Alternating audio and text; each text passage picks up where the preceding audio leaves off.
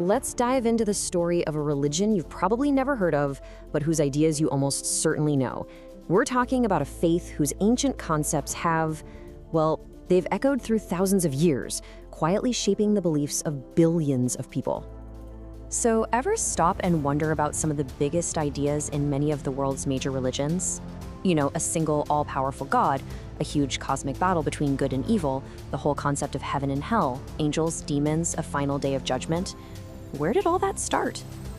Well, the answer takes us way back to ancient Persia, something like 3,500 years ago, to a revolutionary faith called Zoroastrianism. It's one of the very first monotheistic religions in history, and honestly, its impact is just staggering. Okay, let's get into it. The whole story really kicks off with its founder, the prophet Zarathustra, or Zoroaster, as the Greeks later called him. Now, you gotta picture this. He's living in a world where everyone believes in tons of different gods, but he comes along with this totally radical new vision. Zarathustra taught that there was only one uncreated, universal God, Ahura Mazda, the wise Lord. I mean, you have to understand, this was a huge deal. He wasn't just another god in the lineup. He was the source of everything good in the entire universe. So that raises a pretty big question, right? If Ahura Mazda is the source of all good, then where does all the bad stuff come from? And this leads us to the absolute heart of Zoroastrian theology, this idea of a great cosmic struggle. And what's so powerful here is how it frames, well, everything. All of existence is seen as this epic battle between two opposing forces. On one side, you've got Asha, that's truth, order, all that is right. And on the other, you have Druj, the lie, which is all about chaos, deceit, and evil. And this isn't just some fight happening way up in the heavens, it's happening everywhere, all the time. And this is where we come in. See, in this cosmic drama, we are not just watching from the sidelines. Nope, we are the frontline soldiers. Every single choice we make, every thought, every word, every action, tips the scale one way or the other. The core code is beautifully simple. Good thoughts, good words, and good deeds. By choosing Asha, by choosing what's right, you're actively fighting against the lie and helping to make the world a better place. Okay, so how does this one single god actually interact with our messy, complicated world? Zarathustra's answer was these beings called the Amashaspentas, or bounteous immortals. Now, it's really important to get this. They aren't separate gods. It's better to think of them like the different facets of a single diamond. They're all distinct aspects, but they all come from the same single source, Ahura Mazda.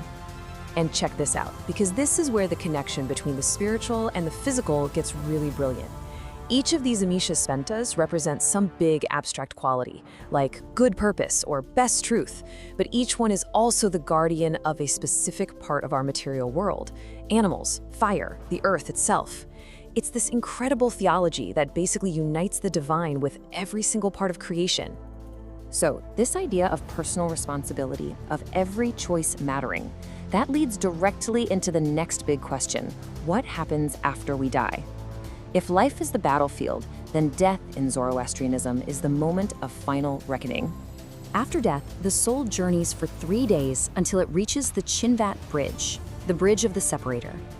It's here that the soul is judged based on the total sum of its thoughts, words, and deeds.